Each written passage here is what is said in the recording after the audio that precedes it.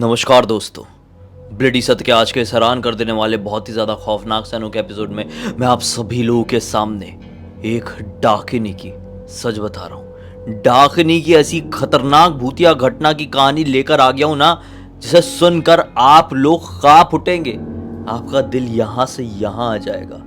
इतनी ज़्यादा डरावनी घटना है, इतनी ज़्यादा खतरनाक वो शक्ति है कि उसने पूरे की पूरे गांव को भूतिया बनाकर रख दी है। दरअसल ये कहानी है छत्तीसगढ़ के एक छोटे से गांव की। इस गांव का मैं नाम ना ही लूं तो बेहतर है। डायरेक्टली कहानी की शुरुआत करूंगा।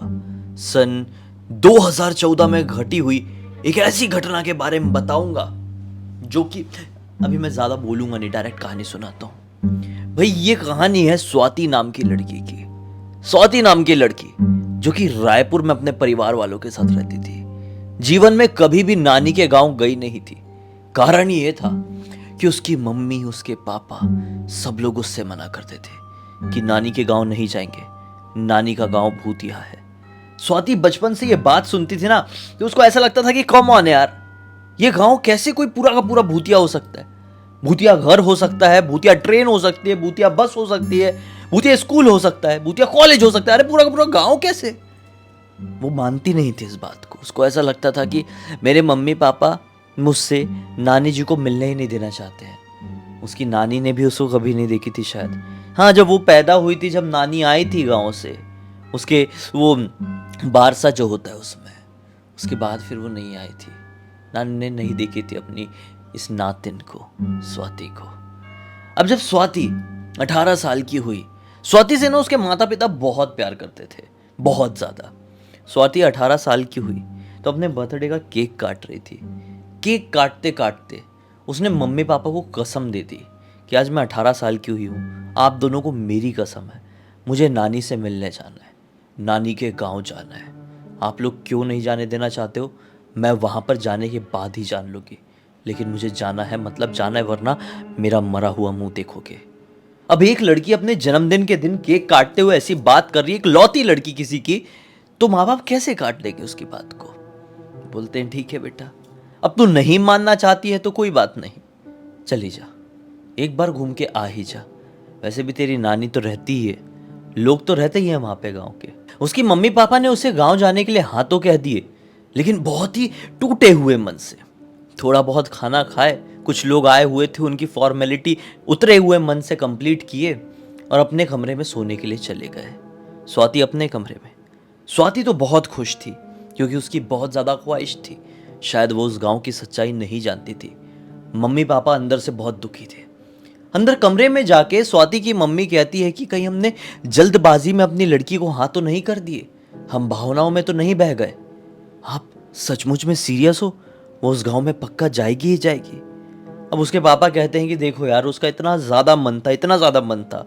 अब उस गांव में तो तुम भी पैदा हुई थी, तुम भी अपने जीवन के इतने साल वहां पर रही, तुम्हारी माँ, तुम्हारा भाई, तुम्हारे पिताजी सब रहे हैं। हाँ, गांव के और भी लोग रहते हैं, वो भी तो जिंदा ही है ना। ऐसा तो नहीं है कि वो सबके सब मर चुके हैं उस खतरनाक डाकिनी के प्रकोप की वजह से। जाने दो इसको, समझा देगी उसकी नानी उसको कि क्या करना सही है, क्या करना गलत है। हम फोन में बात करते हैं उनसे। नानी को अगले दिन फोन लगाया गया और सारी चीजें समझा दी गई कि आपकी नाते ना रही है, उसको कैसे रखना है, कैसे नहीं। अब स्वाति के मम्मी पापा दोनों डिसाइड की हुई डेट में उसको लेके गांव पहुंच जाते हैं। यही सुबह सुबह 10 बजे के आसपास गांव पहुंच गए थे। ये बहुत ज्यादा छोटा गांव था। रायपुर जैसे बड़े शहर में रहने वाली स्वाति इस गांव को देखे काफी ज्यादा हैरान हुई, क्योंकि उसने अपने जीवन में कभी भी एक छोटा गांव नहीं देखी थी। बोली बताओ यार, मतलब कैसे रहते हैं लोग इतनी खुली खुली जगह में, कितना अच्छा लगता होगा इन लोगों को। ऐसा वाला उसका एक्सप्रेशन था। उसको मतलब बहुत ही ज़्यादा ब्यूटीफुल लगता है सब कुछ।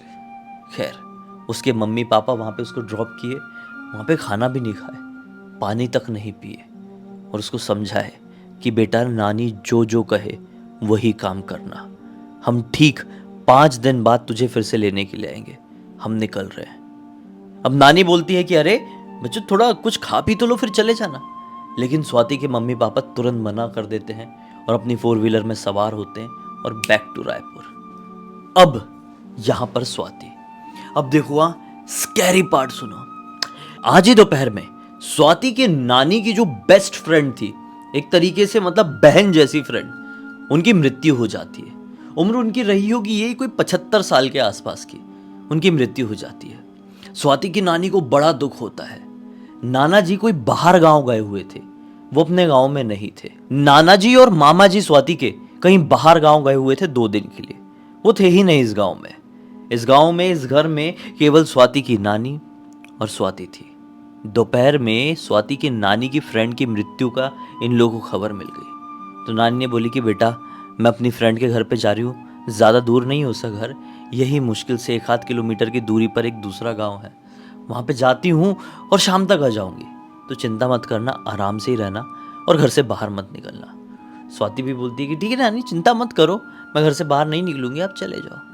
नानी चली गई, स्वाति घर पे अकेली। दोपहर से लेकर शाम हो गई, सब कुछ नॉर्मल, और 6 बजे के आसपास हड़बड़ाती हुई नानी घर पर आई।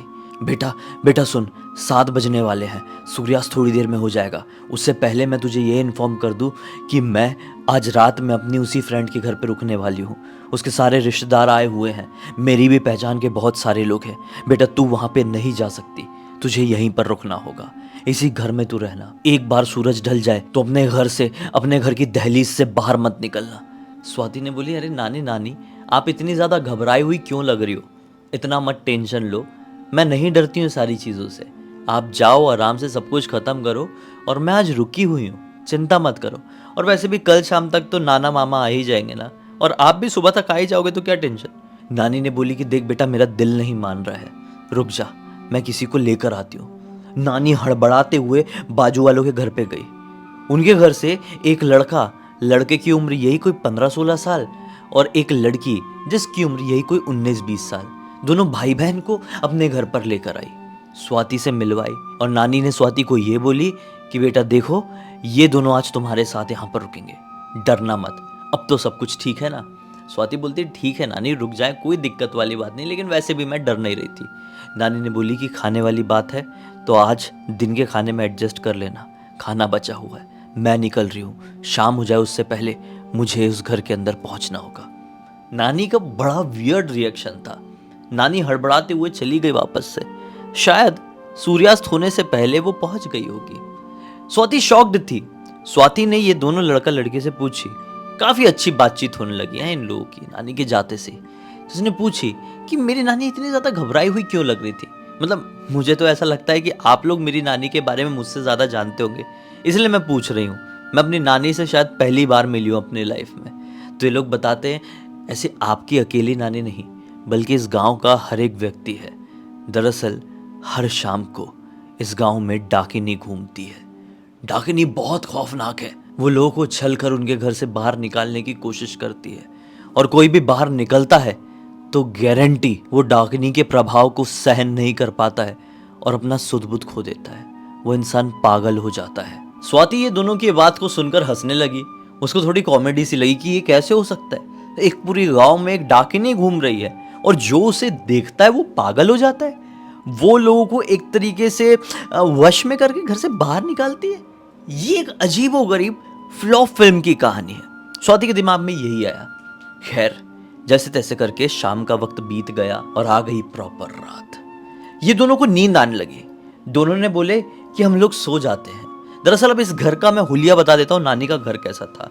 आप लोगों ने फिल्मों में देखे होंगे, नीचे एक हॉल रहता है, हॉल से ही ऊपर की तरफ सीढ़ियाँ जाती है, और फिर ऐसे चलने का कुछ गैलरी जैसा रहता है, और फिर यहाँ पे रूम्स बने हुए रहते हैं। इमेजिन करते चलो, तब अच्छे समझ में आएगा। तो ये जो लास्ट वाला रूम था, यहाँ पे सो रही थी स्वाति, और इधर पे जो ऊपर की तरफ लास्ट वाला रूम था, वहाँ पे सो रहे थे ये दोनों भाई बहन जो स्वाति के घर के बाजू में रहते थे, नानी जी के घर के बाजू में, और नीचे था हॉल पूरी तरीके से खाली। ठीक है भाई, स्वाति को इतने अच्छे से नींद नहीं आ रही थी। स्वाति ने अपना मोबाइल उठाई और कहानियां पढ़ना शुरू कर दी। उसे कहानियां पढ़ने का बहुत ज़्यादा शौक था। कहानी पढ़ते पढ़ते पढ़ते पढ़ते पता ही नहीं चला कि कब रात के लगभग 2 बज गए। अब स्वाति को प्यास का फील हुआ, मतलब उसको ऐसा लगा कि बताओ मैं कितनी देर से घुसी हुई थी यार, पानी पीने तक के लिए नहीं उठी थी। स्वाति उठी और साइड में एक बॉटल रखी हुई थी, उसमें पानी भरा हुआ था। पूरी बॉटल उठा के पूरी पानी पी ली और फिर वापस से सोने लगी। फिर 3:15 के आसपास उसकी वापस से नींद खुली और उसको अब जाना था वॉशरूम, क्योंकि इतना ज़्यादा पानी पी ली थी ना, और ये नई जगह भी थी, पहली रात भी थी यहाँ पर। वो वॉशरूम जाने के लिए उठी। अब वॉशरूम कहाँ पर? जहाँ पे ये दोनों भाई बहन सो रहे थे उनके जस्ट बाजू वाले कमरा एक वॉशरूम का कमरा था। मतलब स्वाति को अपने कमरे से निकलकर वो वॉकिंग जो एरिया था वहाँ से चल कर वॉशरूम तक जाना था।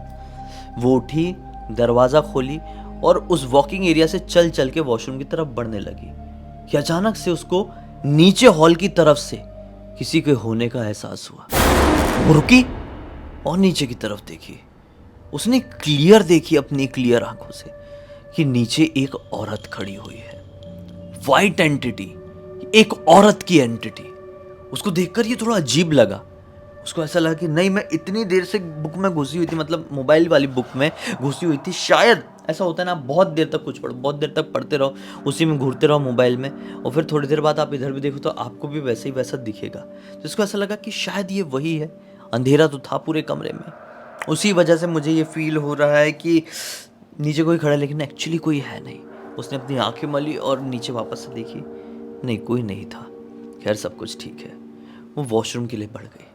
वॉशरूम का दरवाजा जैसे ही खोली है, दरवाजे के बिल्कुल सामने वो औरत उसे दिखाई दी।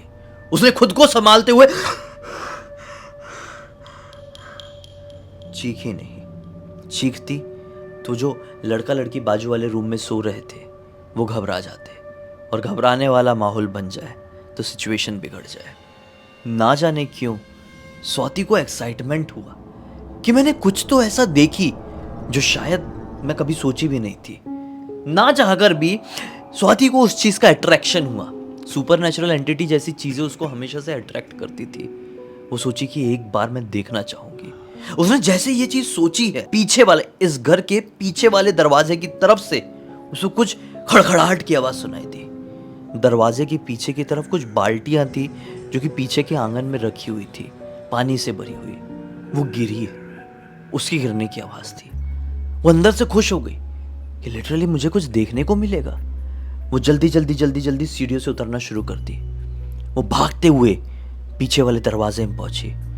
बड़ी हिम्मत करके जैसी दरवाजा खोली, क्या पाई है, लिटरली जो पीछे वाला जो उनका आंगन था ना, उसकी जो बाउंड्री वॉल थी ना, उस बाउंड्री वॉल के वो एकदम लास्ट वाला दीवार का कॉर्नर, जैसे ये समझ लो ये बाउंड्री वॉल, ये मेरा हाथ पूरा बाउंड्री वॉल है ये, तो इस वाले कॉर्नर से एक औरत है जो कि बहुत ज्यादा ब्लैकिश कलर की है। वो ऐसे ऐसे ऐसे ऐसे ऊपर चढ़ना शुरू की है।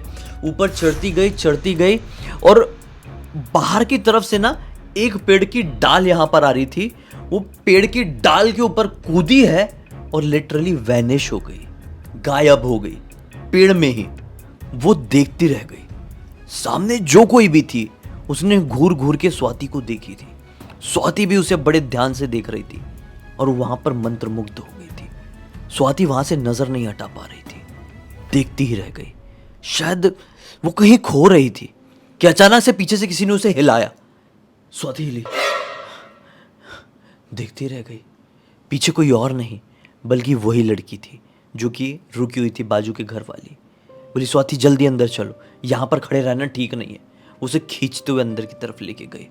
स्वाति ने उस लड़की को और उस लड़के को पूरी बात बताई, लेकिन उस लड़की और लड़के ने यही कहा कि आप झूठ बोल रही हो। उसे जो कोई भी देखता है वो उसके वश में होकर गारंटी है पागल हो जाता है। आप कैसे संभली हुई हो? स्वाति ने बोली, बस मुझे समझ में नहीं आ रहा मैं कैसे संभली हुई हूँ, लेकिन लिटरली मैंने उसे अपनी आंखों से देखी, बहुत क्लियरली देखी हूँ। इस पूरी रात को स्वाति को नींद नहीं आई। अगले दिन नानी आई। नानी को भी स्वाति ने बताई। नानी को भी विश्वास नहीं हुआ, क्योंकि नानी को पता था जो कोई देखता था वो बच नहीं पाता था। लेकिन कोई माने या ना माने, स्वाति मान गई थी कि ऐसी चीजें होती है। और जरूरी नहीं है कि ऐसी चीजों को देखने से आप पागल ही हो जाएंगे, आप मर ही जाएंगे, ऐसा नहीं होता है। ऐसी चीजें कई बार सिर्फ और सिर्फ अपना एक्सपीरियंस करवाने के लिए आपके सामने आती है। अब वो आपके ऊपर है, आप उससे डरते हैं या सिर्फ ये समझकर इग्नोर कर देते हैं कि एक हवा ही थी, आई थी, चली जाएगी। खैर, इस पूरी घटना की जानकारी किसी और ने नहीं बल्कि स्वाति ने खुद मुझे इंस्टाग्राम पर लिख कर दी।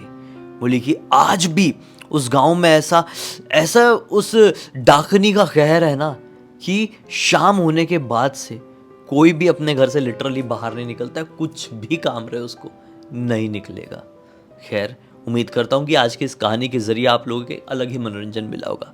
अब तक इस वीडियो को देखें तो लाइक जरूर कर देना, चैनल को सब्सक्राइब करके बेल आइकन दबा के ऑल के ऑप्शन में क्लिक करना, क्योंकि इसी तरह के हैरान करते वाले खौफनाक वीडियोस डेली आप लोगों के सामने लेके आता रहता हूँ। इंस्टाग्राम के लिंक इस वीडियो के डिस्क्रिप्शन बॉक्स में जाए, क्लिक करके डायरेक्टली वहां पर पहुंच जाना। इसी तरह की कोई भी कहानी, जानकारी या टॉपिक आप लोगों के पास भी है तो लिख भेजना, हो सकता है मेरा अगला वीडियो कल आप लोगों के हिसाब से बन रहा हो। तो चलिए कल फिर से मिलते हैं, तब तक के लिए बहुत बहुत धन्यवाद। आपका दिन शुभ हो।